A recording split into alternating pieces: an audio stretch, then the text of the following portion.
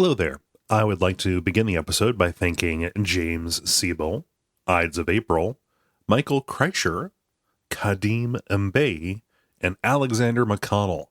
All of these are people who have gone to patreon.com/Duckfeed.tv and helped support this network and this show. You can be like them and get cool stuff too. Also, if you want to, you can go to orb.show and listen to the newest Duckfeed show about the Venture Brothers, a very good cartoon.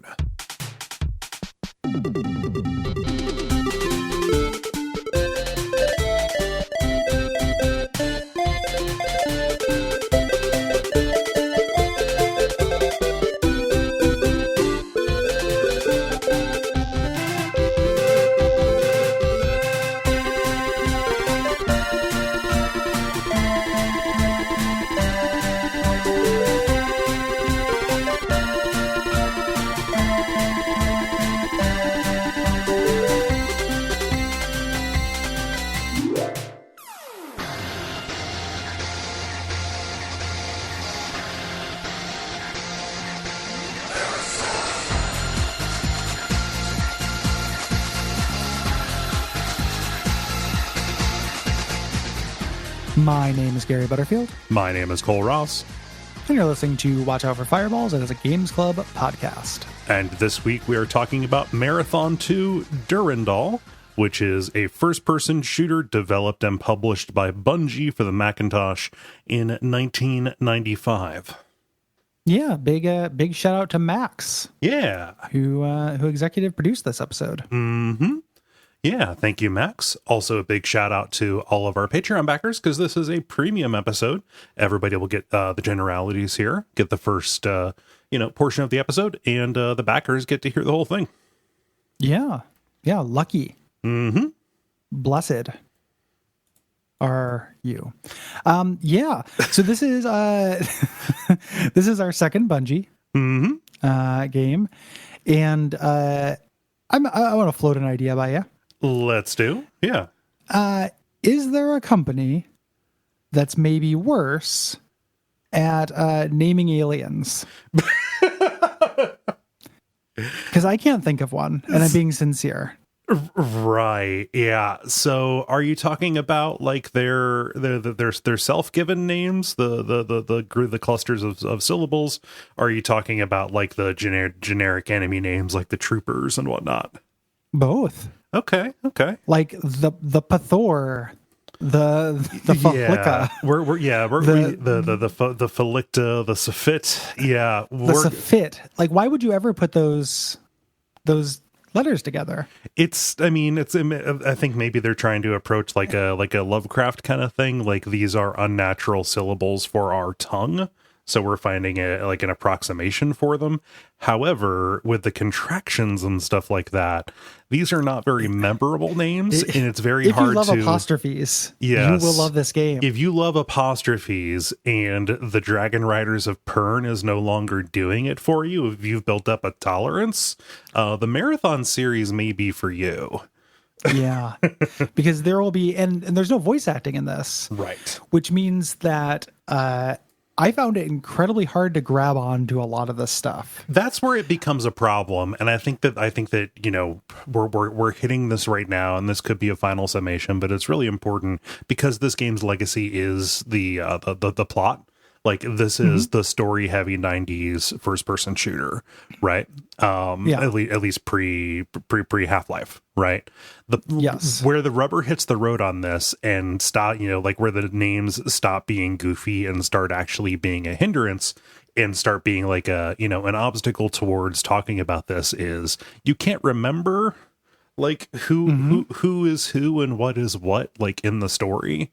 Like, eventually, like, you get it. Okay, before bad guys, the Safit, we never really see them, but we're, like, walking around in their spaces and stuff. Okay, like, you understand that. Anything more granular than that, like the individual names of the tribes, that is grist for a particular kind of wiki mill, and really hardcore fans who kind of, grew up in this. you know, not grew up, Yeah. but you know what I mean? Like, there's like, Well, they were around and followed this from notes beginning to, while you're playing you know. Doom, you know, is maybe the idea. And it just, I don't know, man. I was really hoping to connect with this stronger than I did. And I just didn't. Like, we're going to talk about all that, you know, at length and everything, but I felt like a special shout out to just how horrible and unsticky these names are. Like, there's a certain kind of like panache in coming up with a sticky, catchy phoneme. You know, just like a catchy sound. Yes. Romulan. I mean, Romulans, Romulan, you know? that has a base in, you know, Romulus. Well, that seems like a good start, right? Yeah, Like to do that. Starting a thing that has a connotation already. Yeah, because it's not like this game doesn't do that. Yeah, you know, with its other things. Klingon. Yeah, Klingon. And also one of them is kind of like Flicka. Which is my friend. It's my friend. Weird. I keep learning about Flicka and I don't like it. I'm not happy about it. I don't feel good about it. I'm struggling with it. So it's you know, I also, the reason why I wanted to load up with that light softball of a criticism is because I have a lot of problems with this game. Yeah. And it's really well loved, and I wanted to get that out there out on Front Street to Max and then to other people who really love this game. Yeah. I did not like it very much. I would never take away your childhood memories. No.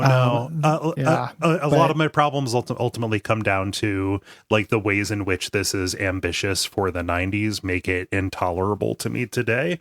And by intolerable, like just the aimlessness of the experience of going around these levels and knowing I have to beat this level, but not knowing if I am having any effect on the universe actually filled me with a huge amount of anxiety and dread.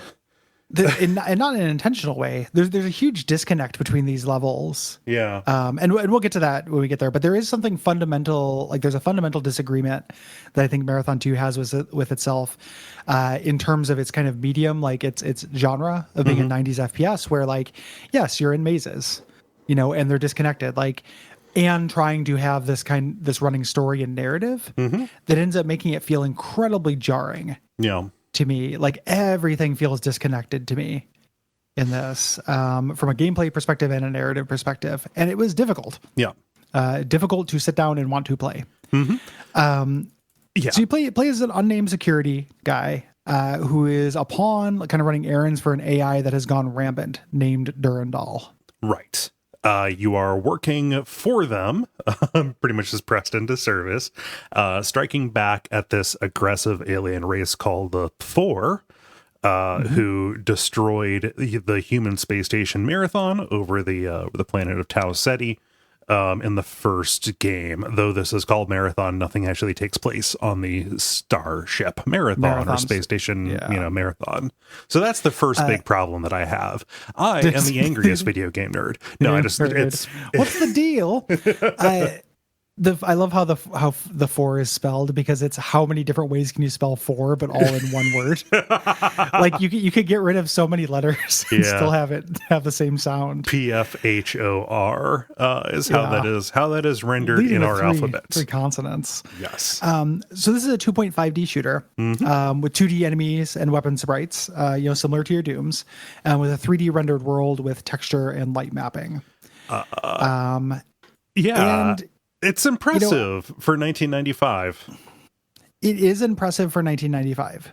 1994, even like when the first game was released, like they were still, again, this basically the same engine as the first one. Texture mapping and light mapping, would not be seen really for a little bit on, the kind of the FPSs that you and I grew up as early Windows kids.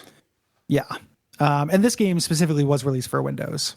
As well Mac. As the Macintosh, for PC as well. Was it released on PC? Okay. Yeah, for sure.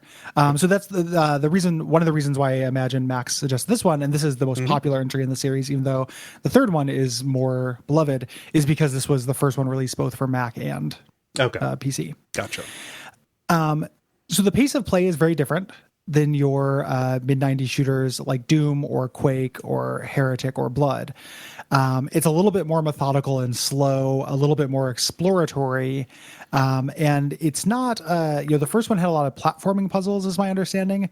This one has a lot of, it's like hard to call them puzzles, non-combat tasks that combat stands in the way of. Yeah. They kind of change up the pace. It's not just this like pulse pounding, Doom-esque experience. Yeah, it's like intra-level little tasks that you have to do that result in like platforms rising or a door opening up somewhere to get you where you need to go. Which to me intersects really poorly with the level design and map, but we'll talk about that. Yes. And that's definitely a sign of the times. That's, your mileage may vary on that. Yeah. As somebody who played Halo first, the pacing here definitely did feel a little bit familiar, especially the number of enemies that you were fighting at once. Specifically in Marathon 2, you have these large open arenas, these big open spaces that you are going around. And you're also dealing with a lot of attacks that are projectiles here. Even the weapons that are hit scan, like your pistol, they're projectiles. They just move very, very fast. Yes. Yeah. When you come upon enemies, they're either already engaged in some kind of set piece firefight, sometimes with mobs, sometimes with each other, or they just teleport in around you. Yes. The latter is very common. There's guys. There's a guy's alarm. Guys, hey guys, hey guys, hey guys, hey guys, hey guys. You have to turn off the Turkington sound generator, and then like eventually, there aren't guys teleporting around you.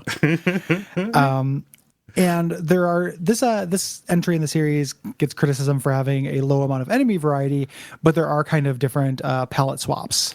To show different difficulties. Yeah. So like just to bring one up, like the Felicta that we had spoken about, they're like gaping yetis, almost gaping sewer yetis. Gugs. Yeah, there we go. That's a good. Yeah, thank you. Gugs. Yeah. Like their original green variety might throw shit. Their like later red varieties will throw poison balls and stuff like that. Or will throw like fireballs and stuff like that. Yes. So. Your arsenal in this game is very limited. And you end up cycling between kind of all of your weapons. There's one, it's probably one of those pithy things someone says where like an FPS is as good as its arsenal. Yeah. I do not like this arsenal. I don't like, there's a really important part of this. You cannot reload manually. It's not Doom where there isn't reloading. It's there is reloading. You just can't choose to do it. Right. You have to, which will lead to absurd situations in which you were just firing a gun to empty it out to go into an encounter with a full clip. Yes. And ammo is relatively limited. You end up running out of stuff, especially if you're playing on like the regular difficulty levels. You're fighting a lot of dudes. Yeah, it is just full of flickas. You're just killing horses. The arsenal is the same as Marathon 1, except with the addition of a shotgun. It is a good shotgun. Good shotgun. For what that's worth. Real good shotgun. Ammo was always in short supply because it was my favorite weapon. The Flechette SMG was also pretty cool. But I had a hard time connecting with the weapons of this as well. I don't think that they have, like, other than the shotgun, do not have like really good, satisfying kinesthetics to me. Yeah, I liked the plasma pistol. That was real cool. Especially that's a Halo guy. If you're raised by Halo, you love a plasma pistol that charges up. Yeah, but it was good. It's a real satisfying. It has like the projectile moves at like a medium speed, and it's fun to lead the shot. Stuff like that. I also liked the Alien Fire Blaster. I couldn't find the actual name of it. But it's literally just a single use. It cannot be reloaded. There's no ammo for it. When you pick it up, your HUD cannot interpret its display. So it's a bunch of like gibberish. Yeah. It's got a very funny alt fire, which is one of the most useless things I can think of. Yeah. You dual wield in this, again, a Bungie kind of trope. Your fist, which you start off with, the pistol, and then the shotguns. Right. Which is all fine. It's very satisfying to get the rhythm of dual wielding in this because it's the secondary fire. Right. For this. So you're bouncing back and forth between right and left mouse clicks. which feels really fun. Or even just making it, making a choice whether you want to throw out a bunch of lead in a small amount of time, or if you want to just fire, all of your right and then fire your left while your right is reloading. Yes. Yeah. You can either have choice continuous fire or kind of cover your own reloads, which wouldn't be a thing without the artificial constraint of not being able to manually reload. Right. But is still a strategic concern that is kind of interesting. Yeah. Let's talk about these levels, Gary. They are extremely big. In fact, I would say like they feel bigger than they need to be, and they feel bigger than like we would ultimately settle on for like what first person shooter levels ought to be, like outside of like Route Canal, where you're in in Half-Life 2, where you're in a vehicle going across the stuff. Like these are big, these are intricate. It's a lot of empty space, and this is kind of pre-immersive sim. There are some nods towards like, hey, some of these rooms have an implied function, but it's very like geographic boxy spaces, right? I mean, the thing is it's pre-immersive sim to a degree. Yeah. Right. Like I don't want to let it off the hook too much, because like we did have like, when did Duke Nukem 3D come out? 1997. 96.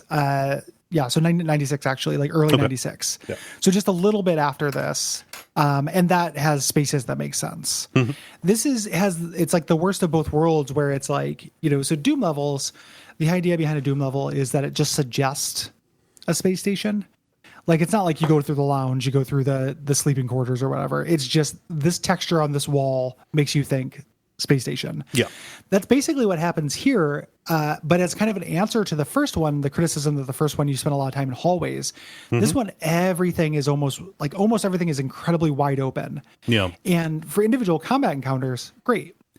For knowing where the fuck to go, horrible. Yeah. Like it's just really, really like kind of like some of the colors are kind of nice. Like there's some kind of atmospheric washes that will come over certain levels. And we'll talk about the music, which kind of add to atmosphere, but it is very hard to know where my place is in this world and where I need to go. Yeah. There like just aren't landmarks. It ended up coming down. Yeah. So a lack of landmarks is definitely like one thing. Like this game needed like a landscape designer almost. Yes. Like just somebody from a discipline, landscape designer, or like somebody who works in theme parks, who, somebody whose actual discipline is to bring form to large spaces so it is memorable and which, like how you're supposed to flow through it. Draw my eyes somewhere. Yes. Like my eyes are just like loose dogs, like two wild dogs pointing in two different directions. Moving my eyes not being led anywhere. Moving independently like the sniper from Snake Eater. Exactly. Yeah. This is the end, my friend.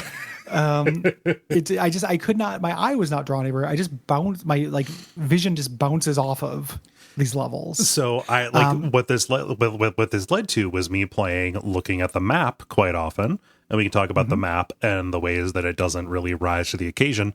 Or just like heading in a direction. If I saw corpses, that meant, okay, I've already been here. I was looking for enemy spawns, and eventually you run out of enemy spawns.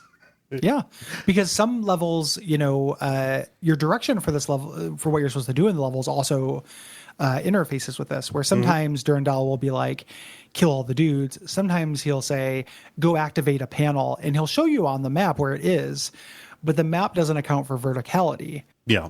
Which is not uncommon. Right. I mean, this was a problem as late as like Fallout New Vegas, right? Yes. Yeah. This is a huge thing. And the way that the maps are made for this is really interesting, where they can't do verticality. Everything overlaps on itself. Yeah. So depending on where you load into an area, it will load a different version of the area. But they actually occupy the same space. So the map you couldn't have a Metroid Prime map in this. But to me, the answer then is like, don't do quite so much verticality, because the amount of times I would, go to find the terminal again, which was a pain, where Durandal like gave me the map, look and see where I need to go, and then try to go there and just find a dead end because I'm on the wrong z-axis was incredibly common. Yeah. And trying to find the way around, like looking at the map and trying to find the way around. And I'm just going to forward this because I think it fucking sucks. Falling into water. And water was the other big innovation in this thing. And there's so much fucking water in this. And you can't do very much in water. Like Right. most of your weapons don't work. You're not shooting. You're just kind of going slowly looking for a way to get out of the water. Mm-hmm. Like this is like big trapped in a pool Sims energy for like a lot of this game. Like I hate the water segment so fucking much. And it feels like for at least for the first third of the game, Yeah. there is so much water. Like it eventually, you get on the ship, it kind of chills a little bit. Yeah, But it becomes initially, lava it's just- and goo, which are more just direct hazards. yeah, more like at least it's something. It's not just you fall in and then your punishment is to go try to find the ladder. Oh, You know? God help you. You wish there was a ladder. Yeah, you go find like the one little like hallway that has a set of steps or the button you can press to make steps appear. Mm-hmm. Like who designed this fucking place, man? Yeah. Or hope that you bob upward with enough velocity in order to clear the lip. Yeah, which is difficult because there's no jump. Right.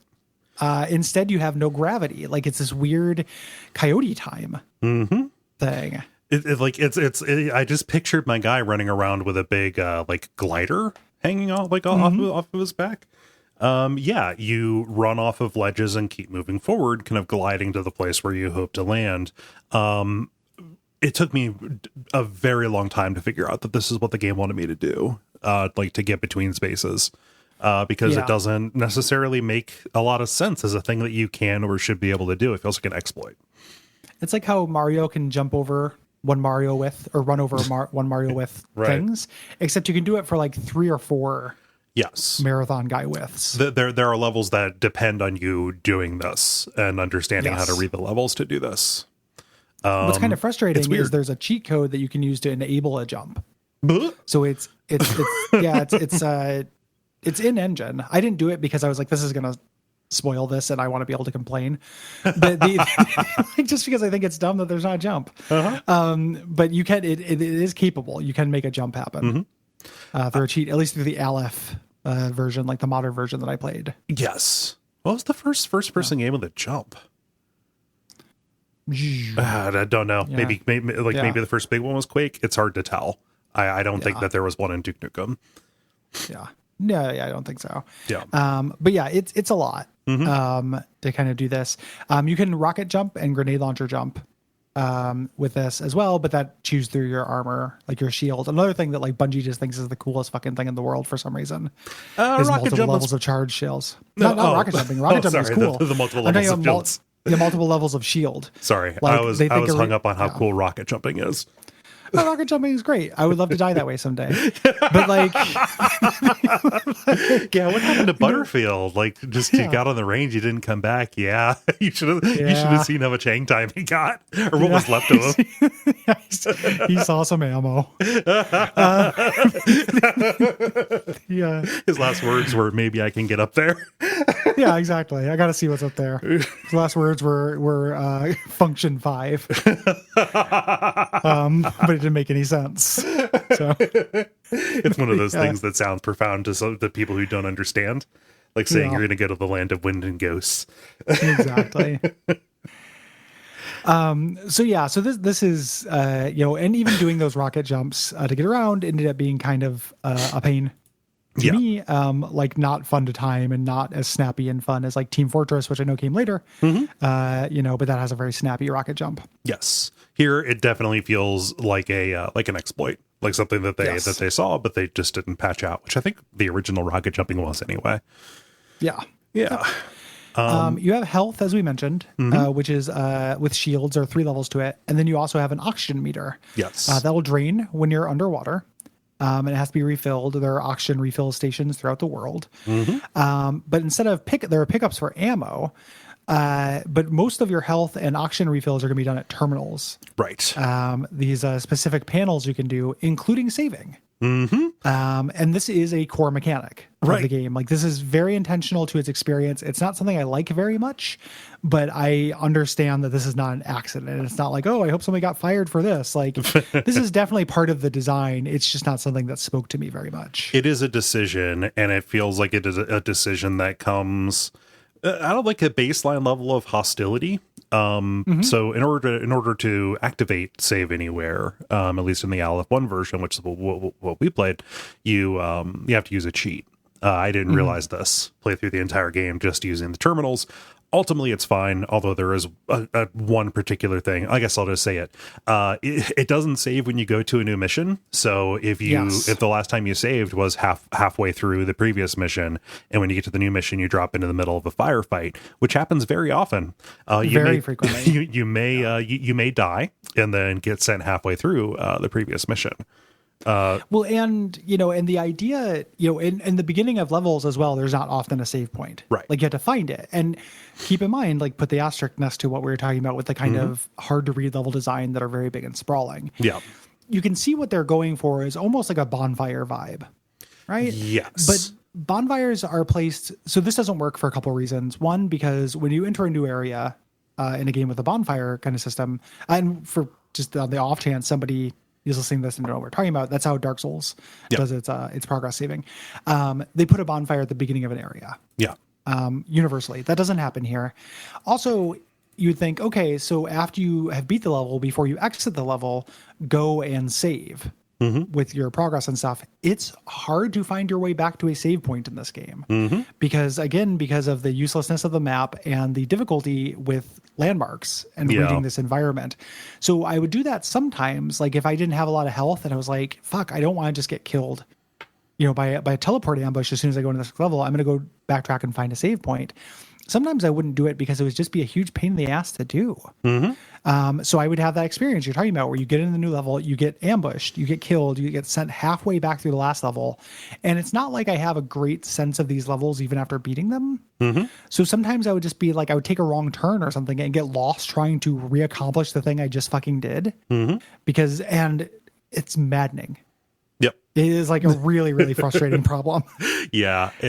So I want to get back to the point that I had where like the same, just say it follows like that experience is one that definitely came up in testing, right?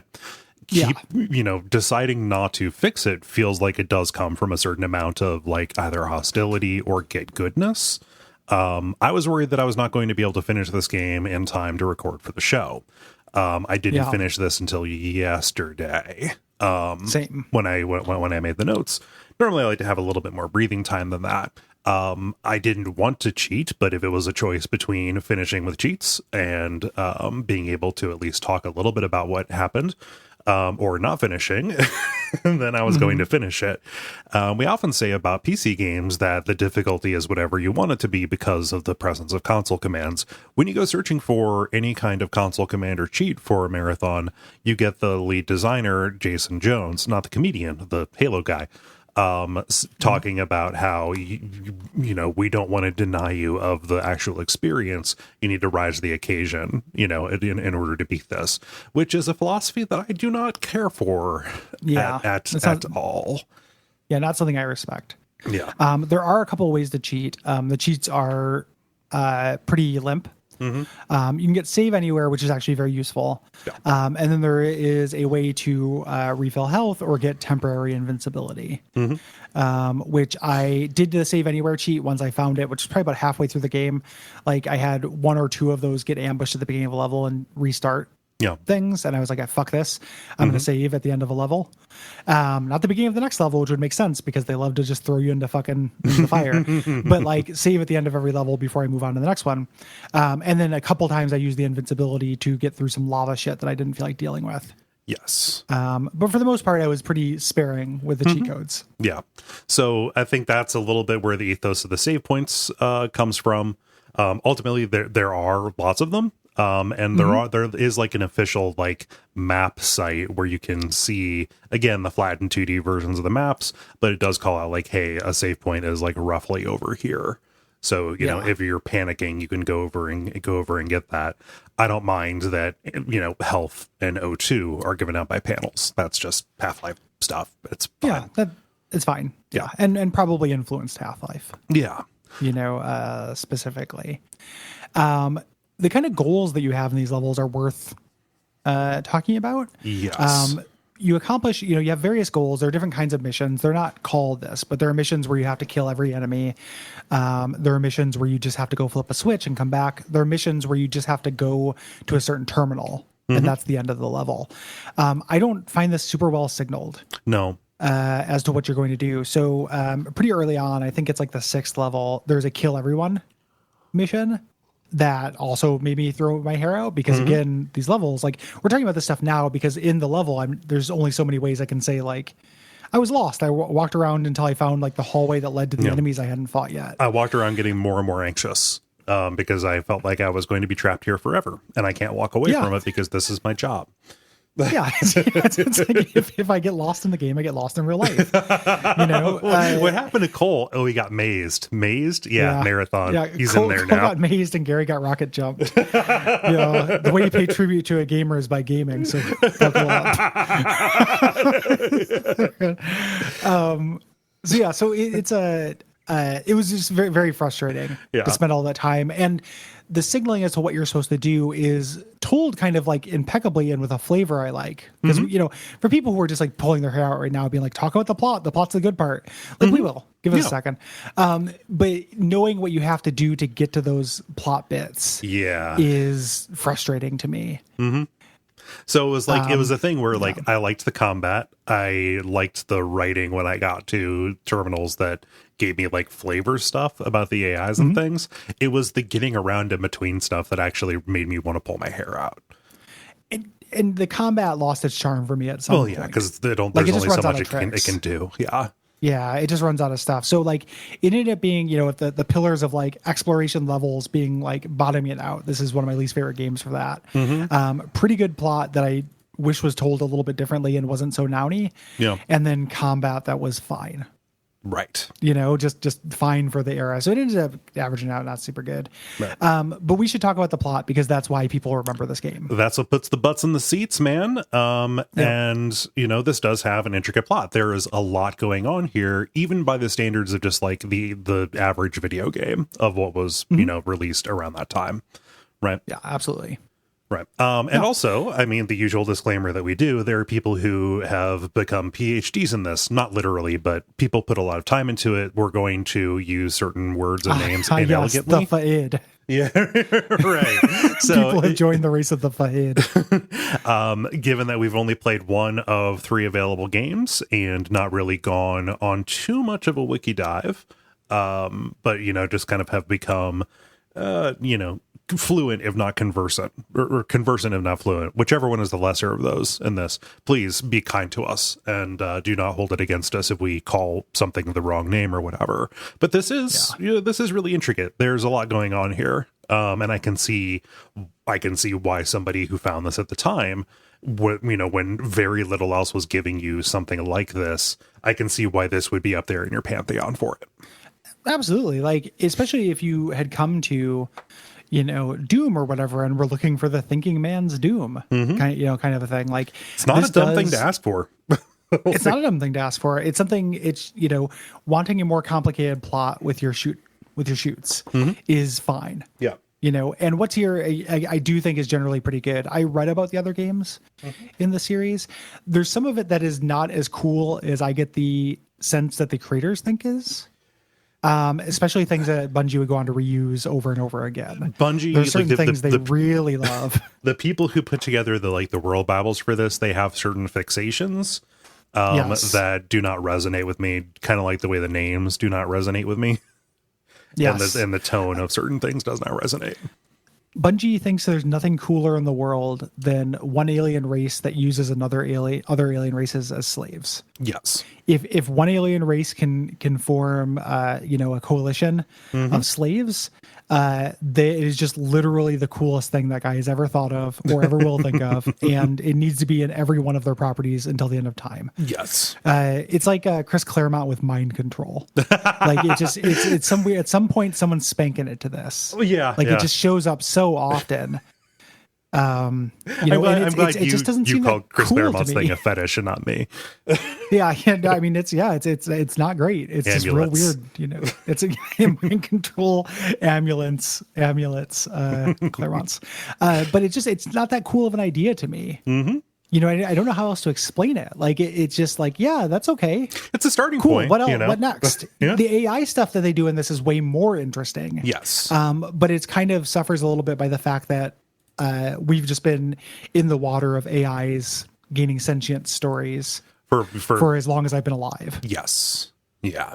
So the primary thing that is kind of talking with you is Durandal. You're at the command of this, AI.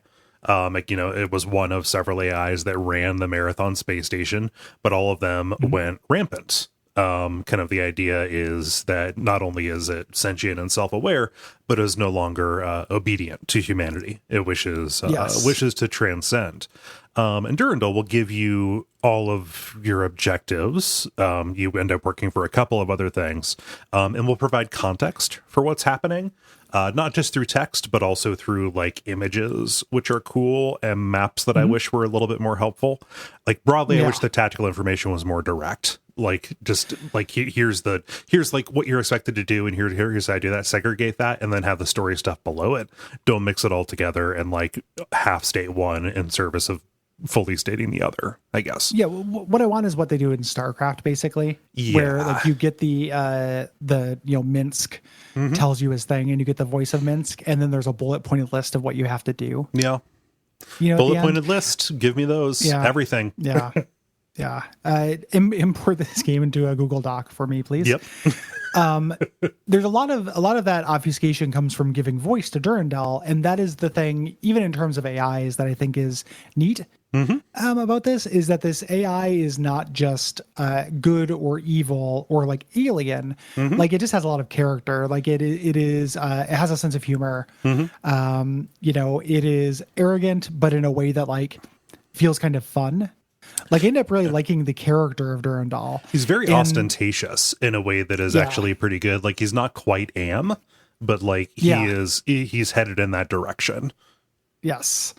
And I like the way that they differentiate different, things that'll talk to you through these terminals through like font and color of text and format and stuff. That's really clever. Yeah. It is very separate. Like there is almost no integration, right? I feel, between the play and the story of this. Like, again, it just, and it's a limitation of the graphics and the sense of place and that lack of immersive simness.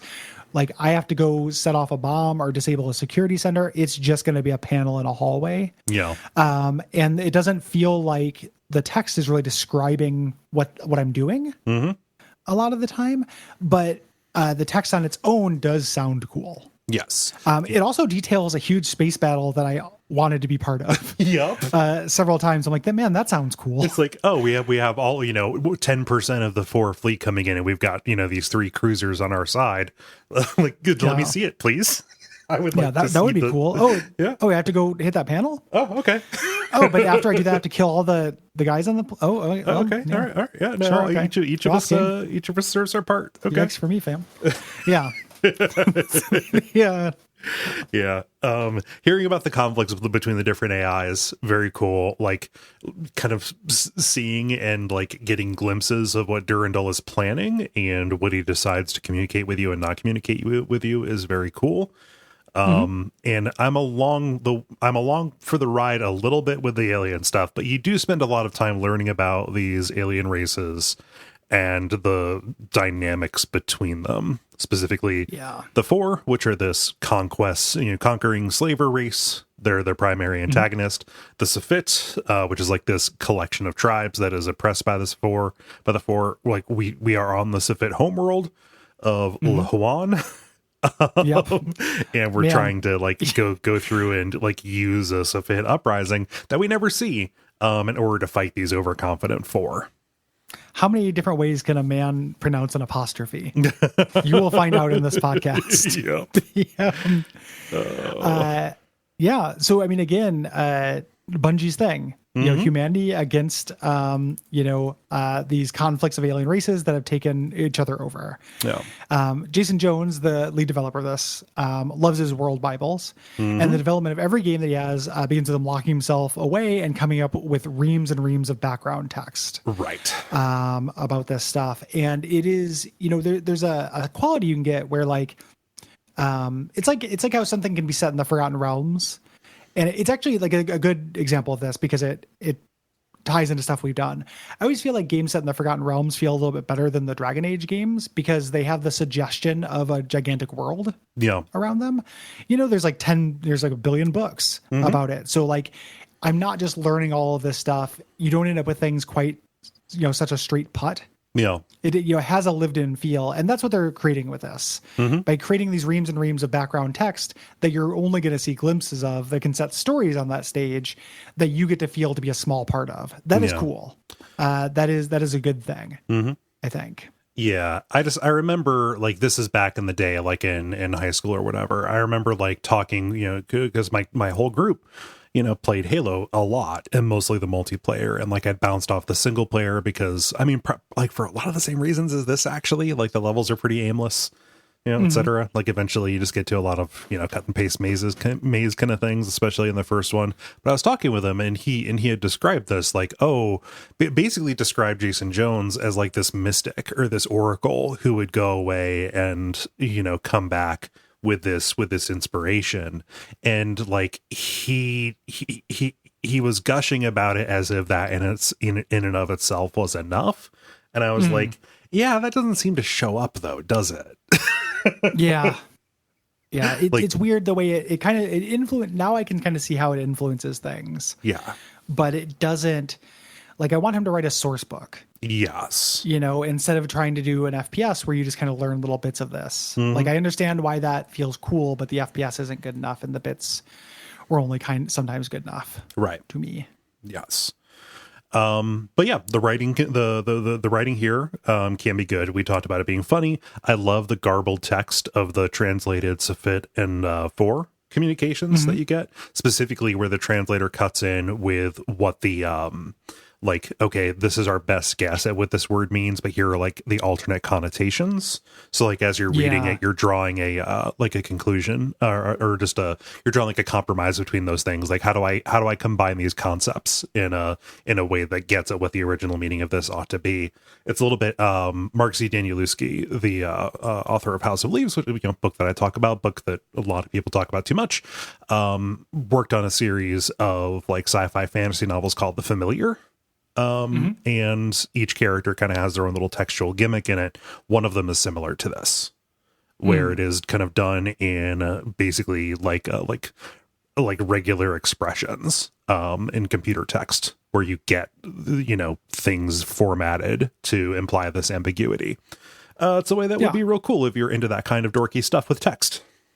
Yeah, I have no problem with it. Like, it's, the text in this game is usually pretty good, and it's a reprieve from like doing the non-text things. Yes.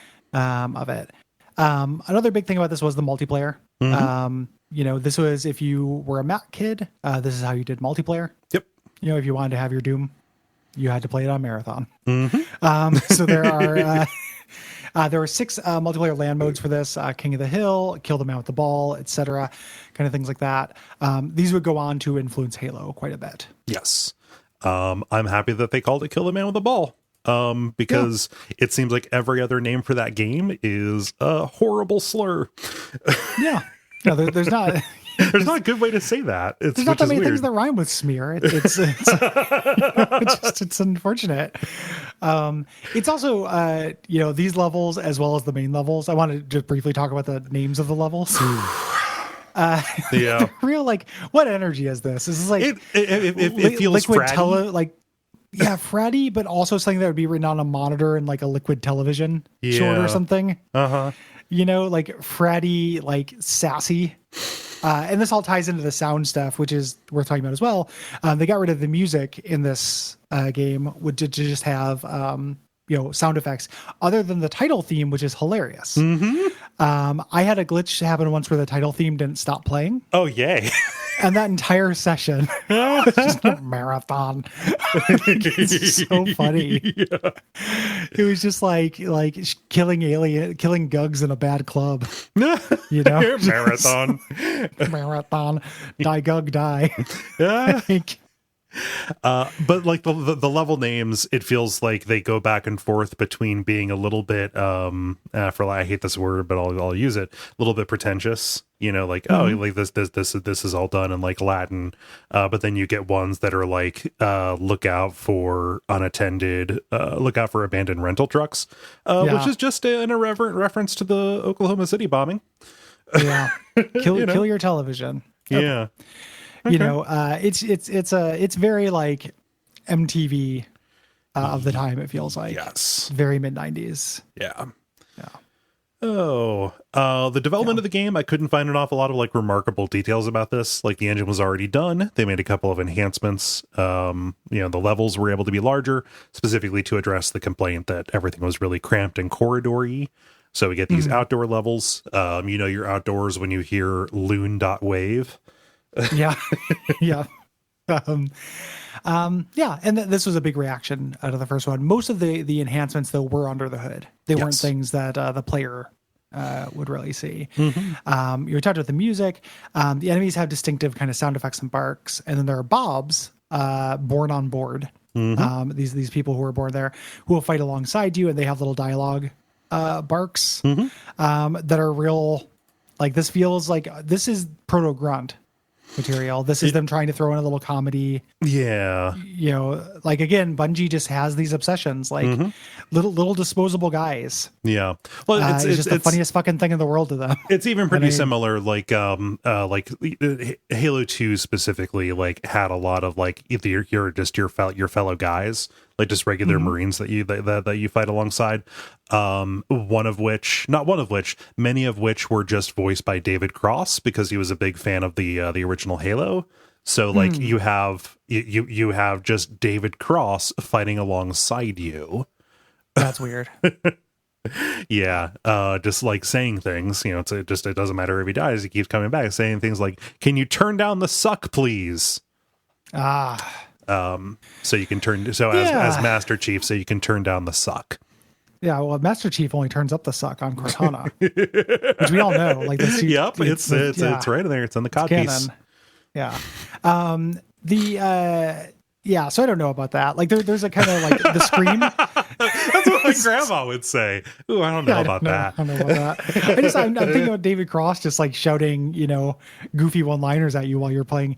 Like, there are very few game series, I think, that like, to me inelegantly, but I know some people really dig it, straddle this line between like high art literary pretension and whatever you would call like naming a level "Eat It, Vid Boy."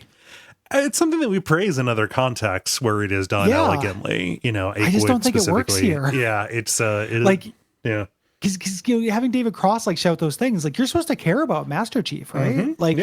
I got that. I only played ODST, but I got the impression that like Master Chief is not to be fucked with. Yeah, I feel like people respect and like that character, and you're supposed to feel like a weird kind of sense of pride and like drama and kind of pathos to those stories.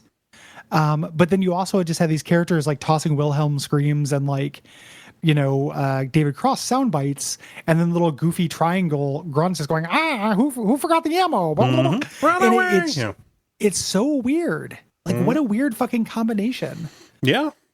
Tone, I think, is important. Necessary all over the place. And tone can go all over the place. You want to be confident that whoever's hand is on the rudder knows what they're doing, and it does not come across that way here. Yeah, I just this combination of tone. This is like it. Like somebody tried to make a new peanut butter and pickle. It's like when my friend Austin was like, chocolate cottage cheese should work. Chocolate milk works. Like, why doesn't Hershey's syrup and cottage cheese work? And then just let's go get mom. It didn't work, and that's what this feels like to me. Yeah. Were you doing the Tom Collins mix and cloves? Yeah. Okay. Yeah. Let's go get mom. The way they developed this was specifically done to make make it easy for modders to make new content. That's cool as shit. I'm really like that. That is a good thing for a studio to do. Yeah, I love that. Let people play with the toy. Yeah. Just the engine called out to external files, and it was easy to author those external files. So they could be brought in a transparent way. This was possible in other places, other games, but here it was kind of like made for that. And that led to this really robust modding scene. Some mods are full conversions that have been in development for decades. Like it's a really, dedicated scene, as these tend to be. Yeah. And this is all kinds of stuff. Yeah. So you get like survival horror games, you get sequels that are in canon. All kinds of experimental games that use procedural generation. Neat. Yes. Marathon 2, along with the entire trilogy, is released as open source freeware. That happened 2005, excuse me. And you can run Marathon 2 specifically in an engine called Aleph 1, which is a little bit like ZDoom. This is how I'd recommend it.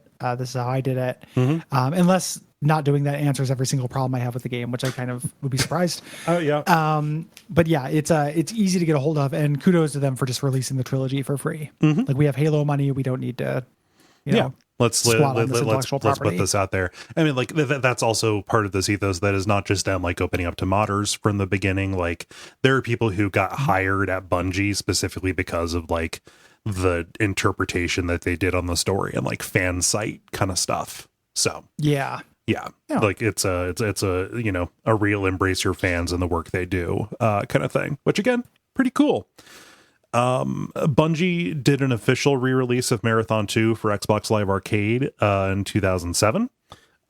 This is cool, so you can just go and pay $6 and get this. They wanted to do the entire trilogy this way, but Microsoft would not let them at the time. So yeah. You can, however, play the entire trilogy on iOS if you want to. Which includes free-to-play skins. If you want to have a targeting reticle, you have to pay for it, and then you can pay for Master Chief mode to have invincibility and kind of God mode. I don't like that through the iOS version. Nope, nobody likes it. It's not very well thought of. Yeah. The following game in the series after Marathon 2 is Marathon Infinity. That came out in 1996. It's not a direct sequel. It's an alternate timeline. So the events of Marathon 2 creates this alternate timeline. And that game is supposed to be difficult, but good. A lot of people say it's the best one in the series. Yeah. Reading about the story and reading about like the levels and stuff you do, it does sound wild. It does sound wild and cool. I do not know that I'm going to do much more than just read about it, though. I know that I won't. Yeah. I can guarantee it. I'm going to take a long, at some point I'm going to play, Myth, the other big Bungie series. And then I'm going to feel comfortable being like, no Bungie for me. Yeah. I just don't like this developer. I don't like what they do. Not for me. So there was, speaking of Myth, there was a Marathon 3 in development for 2 months or so before Bungie shifted over to making Myth the Fallen Lords. Kind of the thing that they said was an explanation for that was like, yeah, Quake is really popular. We don't want to get into a place where we are competing directly with them with our own sci-fi shooter kind of thing. Yeah. No. So this game reviewed pretty well. And it is considered a huge cult following, considered to be hugely influential, really well thought of. Yes. Just in terms of FPSs at the time, but then also because of the Mac curve. Like a lot of people, like this did come out in Windows 95, but the predecessor did not. And if you wanted to play a shooter on Mac, this was your version of it. Yes. So a lot of kids who grew up with Macs, like this is very important to them. I know like Jeremy Parrish brings up the Marathon games quite a bit. Our buddy Riff talks about Marathon glowingly. Yeah. It's worth noting too, just because I don't know where else to put it. Have you seen the box for this thing? Yeah, it's really cool. It's incredible. God, I miss that era. Badass. Like it's so fucking wasteful, but I miss that era of PC boxes. Like I want a bespoke cardboard, please. God, I was thinking about. Did you ever buy one of those? Like it was in like the mid to late '90s, just a collection of LucasArts games. Just that was in LucasArts archives. Yeah, it was in the box that had the transparent cutaway windows in the front of it, and all the games were on like little slightly. It was like one big tilted plastic sheet where everything was kind of arranged to look like it was all the discs were flying at you in space. Yes, love those fucking things. That's how I got my my TIE Fighter and X-Wing. Well, it was the thing too. It was really interesting because I always wanted the LucasArts archives, and in the early days of eBay, I was trying to get it, but I was trying to find the adventure game one. Yes, which was impossible to find, but the Star Wars one was not. So I ended up through eBay in like early, foibles in eBay, and if people don't remember early eBay, it was a much more like Wild West. I accidentally bought 2 copies of the Star Wars one. Oh no! Trying to get the adventure game one. Yeah. Back in the day, because pictures included were, somebody who could have good feedback but not do good descriptions, and I was an idiot. As well. So I ended up with several copies of those that ended up at some point in a thrift store. Yeah. I like that. I'm down with the TIE Fighter games and stuff, and Jedi Forces. Like I played those, but I didn't need multiple copies of them. Yeah. I would share with Kayla. So. But I want to look at a box like this one and think, oh God, people like store clerks agonized over how to stock this thing. Mm-hmm. I want it to be as difficult to stock as possible, please. Yeah, fuck them. Yeah. Like, that's their problem, not mine. Like, it's, you know, if this is what it takes for me to get a cool box, you know. Oh man. Love it. So it's you know, the platform, this Mac thing, and for the series more. Yeah, I kind of limited the scope. So this did not sell super well. It sold less than 200,000 units. Mm-hmm. But that was Bungie before Halo came out and became a huge hit for some reason. Bungie was, I mean, because it was a killer app for a major platform that was put out. Yeah, that's why. Yeah. But yeah, you know, just prior to Halo, Bungie was a little bit more of a boutique kind of experience. Yeah. And that's going to be it for this first half of the episode.